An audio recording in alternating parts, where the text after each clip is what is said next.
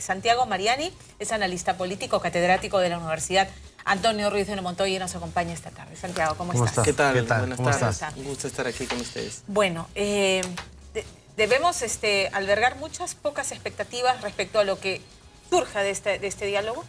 Ojalá que muchas, ¿no? Porque es el segundo diálogo al más alto nivel. El primero, como tú mencionabas en la introducción, fue casi una foto y donde la gente, digamos, se quedó preguntándose qué había sido ese encuentro, para qué había servido, donde realmente no tuvo ningún resultado a la vista.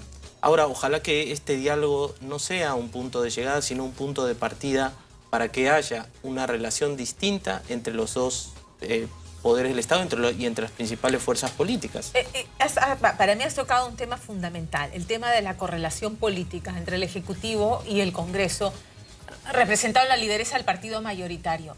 Aun cuando los congresistas de Fuerza Popular señalan, oye, nosotros les hemos dado todos, le dimos la cuestión de confianza, aceptamos todos sus pedidos, todos sus decretos legislativos, nos hemos allanado todo lo que han pedido. ¿Por qué nos señalan obstruccionistas? Pero la lectura es que hay una bancada mayoritaria que hace sentir su peso de una manera confrontacional. Lo que tú dices es cierto, es decir, lo que las encuestas y los estudios decían previo a que comenzara este primer año de gobierno era que iba a haber unos primeros acuerdos difíciles, pero que esos acuerdos se iban a dar. Ahora bien, si bien eso existió, la otra cara de la moneda es, y la gente se pregunta, ¿por qué sacaron, por ejemplo, al ministro Saavedra cuando era el ministro, digamos, más exitoso del gobierno anterior y donde había producido avances muy concretos en un tema que es sensible e importantísimo en Perú, como es el tema de educación? Después la gente se sigue preguntando qué pasó, que hubo otros dos ministros que tuvieron, digamos, que fueron acorralados por esta mayoría y tuvieron que renunciar o fueron censurados, el ministro de Economía y el vicepresidente que tenía su cartera, ¿no? El Ministerio de Transportes. Entonces, la correlación de fuerzas que existe hoy día, donde claramente el fujimorismo tiene una mayoría aplastante que puede utilizar de manera que podría ser considerada poco democrática, pareciera ser que es lo que está sucediendo. Y eso no tanto por culpa del fujimorismo. Qué bueno que lo digas, porque pienso que han sido errores del gobierno respecto al tema chinchero. Así es. El gobierno también ha contribuido a generar una dinámica política en la cual la fragilidad en la cual se encuentra por sus propios errores, de alguna manera, y esto no justifica, pero de alguna manera también ha incentivado al fujimorismo a tomar la iniciativa política y hacer un poco lo que quisieron. Ahora, el punto es que esta actitud de juego de suma cero, donde ninguna de las partes puede finalmente producir resultados a la gobernabilidad, a la luz de lo que vemos en el primer año, donde la economía está estancada, me parece que el marco de este diálogo se va a producir en una situación donde ahora sí el fujimorismo está leyendo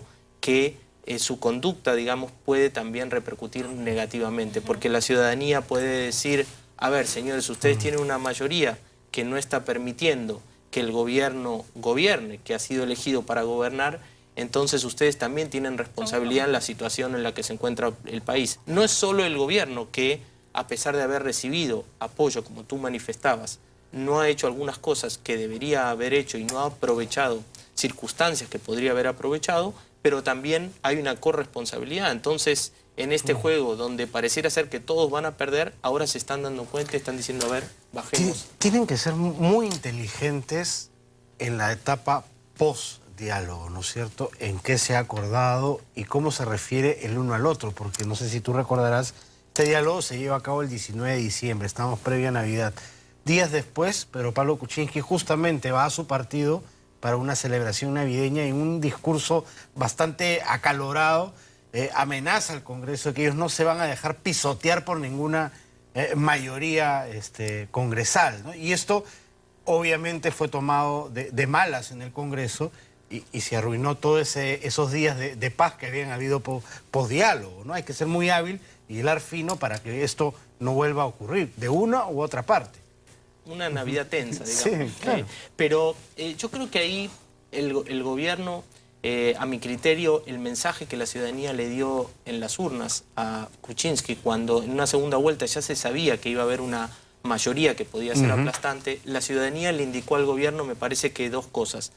La primera es que obviamente gobernara y que tratara de, como tú señalas, con cuidado construir una gobernabilidad que iba a ser difícil, pero también en los momentos que hay que señalar un avasallamiento a las instituciones que son bien precarias y frágiles en el Perú, las instituciones de la democracia, que de 2002 a la fecha, con muchísimo esfuerzo, se han ido fortaleciendo en el Perú, me parece que la ciudadanía también le ha dado ese mensaje al gobierno, y el gobierno en ese aspecto no ha sido tan claro, en el sentido de marcar con contundencia cuando las instituciones se ponen en peligro por un juego opositor que es obstruccionista, no opositor en el sentido de una oposición leal que tiene obviamente el derecho de marcar y señalar puntos de vista distintos, pero no, digamos, tener una actitud obstruccionista. Porque en ese caso lo que sucede es que se rompen los juegos implícitos que sostienen ese equilibrio muy difícil de mantener en el juego democrático. Son equilibrios no escritos, pero que implican,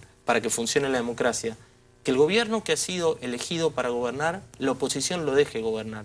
Y a su vez, el gobierno no tiene que hacer todo lo que esté a su disposición para evitar que alguna vez la oposición pueda llegar a ser gobierno. Por ejemplo, si miramos el caso de Venezuela, esos acuerdos implícitos nunca existieron.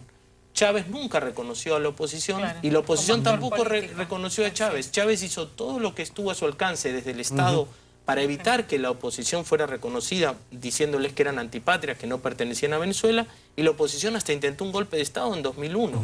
Y no se presentaron, por ejemplo, en un periodo a las elecciones parlamentarias. Es decir, cuando esos acuerdos implícitos que son tan difíciles de construir y de mantener se rompen, el juego democrático es muy difícil que se pueda sostener. Entonces, eso es bien delicado, y el gobierno creo que podría haber mostrado en este primer año señales de advertencia acerca de, obviamente la situación no es como Venezuela, ni mucho menos, no estoy diciendo eso, pero el gobierno sí podría haber sido más enfático, como fue Kuczynski en la Navidad, como en una oportunidad fue el premier Zavala, pero la ciudadanía no está notando eso, y encima aparece de boca del presidente la propuesta del indulto. Es un tema que sigue flotando y que parece, porque la sensación que queda es que parece que pasara por el indulto una relación más cordial con Fuerza Popular. No lo creo. Es decir, el gobierno, para reequilibrar la fuerza numérica que no tiene en el Parlamento, necesita tener una cercanía muy fuerte con la ciudadanía, porque un gobierno que tuviera mejores niveles de aprobación popular, difícilmente el fujimorismo iría en contra. Sin Parlamento y sin calle estás fregado, ¿no es cierto? Así es. Es así de simple.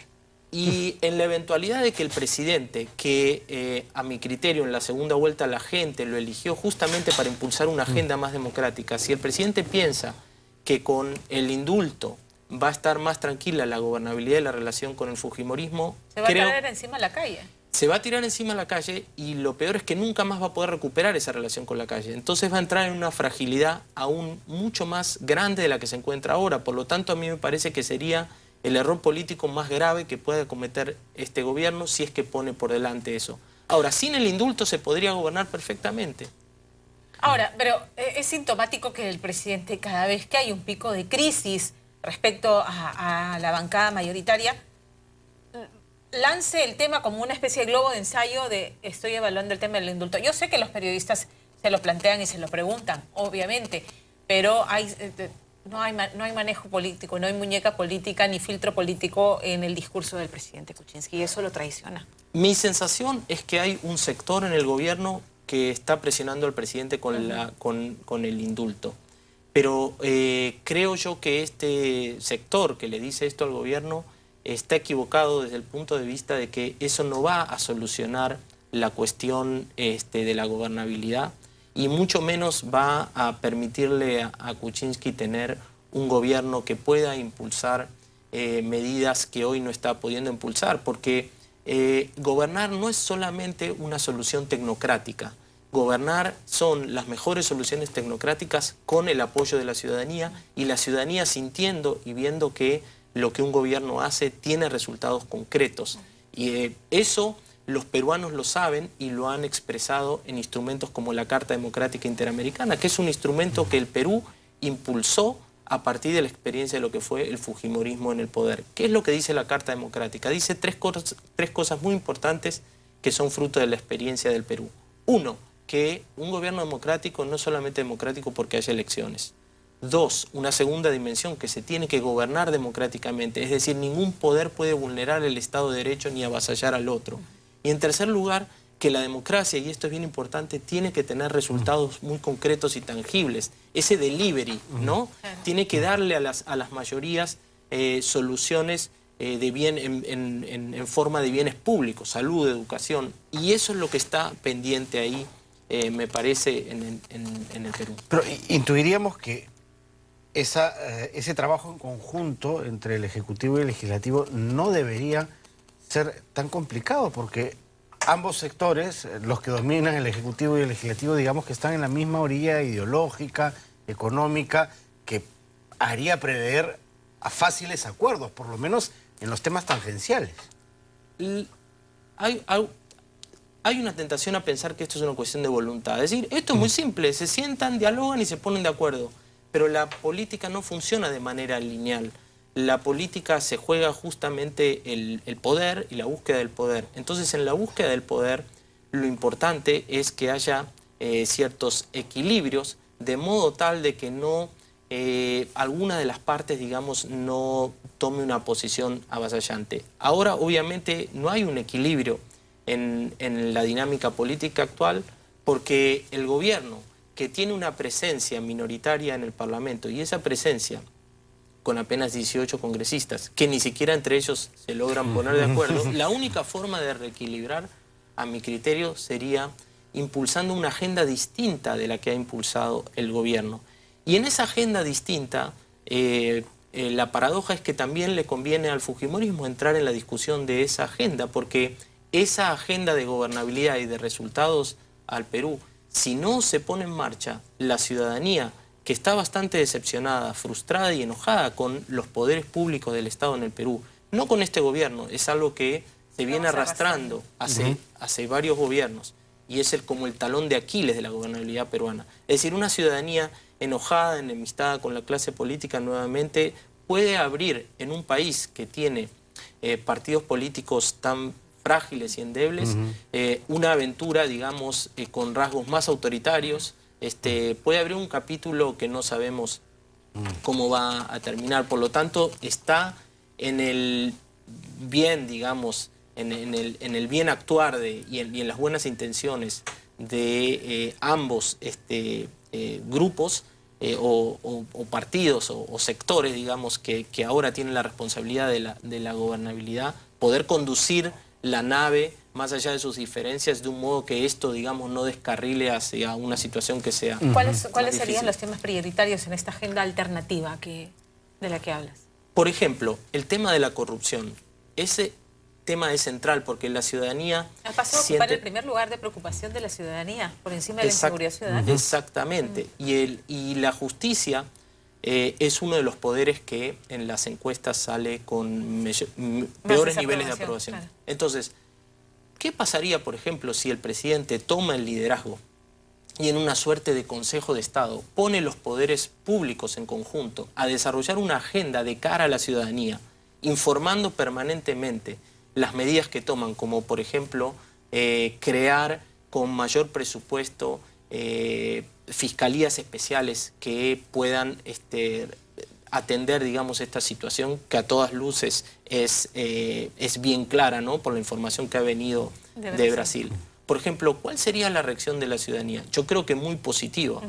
Y creo que ese sería un gran paso que el gobierno podría acordar de dar con el fujimorismo, de cara a la ciudadanía, dar una respuesta distinta a la que se ha dado. Obviamente que ahí también entra el tema de la reactivación económica, porque lo que ha sido este primer año de gobierno, en un gobierno que había generado enormes expectativas, ¿no? Viene el señor a gobernar, que ha tenido una experiencia de más de 40 años en el Estado, que lo conoce, que trae a los mejores economistas. Esas expectativas se empezaron a desinflar muy rápidamente. La economía está detenida momentáneamente, está estancada, y sin una reactivación económica fuerte, que va a venir del lado, creo yo, no tanto de las inversiones que van a tardar en llegar, sino más bien de cómo reactivar algunos sectores vía gasto público que sean muy estratégicos, por ejemplo, la reconstrucción del norte. Eso era una oportunidad enorme para el gobierno. Ahí es donde tuvo su pico de aprobación después de venir en persistente bajada con los ministros en la cancha, viendo un trabajo coordinado, ¿no es cierto? Tú Una Pamela, sinergia mencionabas fabulosa hubo ahí. Tú mencionabas la pericia política que se necesita de esto. ¿Qué hubiera sucedido, supongamos, si semana a semana, por ejemplo, el presidente hubiera viajado y hubiera estado en el norte de manera simbólica, hablando con la gente que está sufriendo? ¿Te refieres a post-crisis? Así es, así es. Claro, sí, ha habido un paréntesis demasiado largo entre el final de la emergencia en sí y lo que va a ser a mediados de agosto, más o menos recién, el inicio de la reconstrucción, ¿no? Es un tiempo en blanco demasiado largo. Es que el inicio de la reconstrucción tiene como dos caras. La reconstrucción material, que pueden ser los puentes, las casas, la infraestructura, aquello lleva sus tiempos hacerlo. Y la reconstrucción simbólica en el sentido de dar un mensaje muy claro de que la política, de que el Estado a través de sus representantes está cerca de la gente y cambiar, digamos, diametralmente esa sensación. Ahora, eso requiere la presencia física, el contacto humano, el darle la mano, el darle el beso a la gente. Es lo que se llama en política el gesto. Y eso, un gobierno que tiene como un sesgo más tecnocrático, me parece que están pensando que simplemente con reconstruir va a alcanzar y no ven la oportunidad política, en el buen sentido del término, de volver a acercar y escuchar a la gente en sus demandas y tratar de responder, o por lo menos ir respondiendo, cosa que no va a ser reconstruir el norte o recomponer la relación Estado-sociedad, una cosa de un gobierno. Va a ser una cosa de varios gobiernos, pero ¿por qué desaprovechar eso? ¿Por qué lo desaprovechan políticamente? Bueno, es una pregunta que mucha gente se hace y dice, ¿cómo puede ser que frente a esta emergencia no hayan aprovechado esto para fortalecerse en la relación con el gobierno? Y eso les hubiera permitido obviamente reequilibrar con el fujimorismo, ¿no? Muchísimas gracias por estar esta tarde con nosotros. Gracias a ustedes. Gracias. Un placer. Gracias.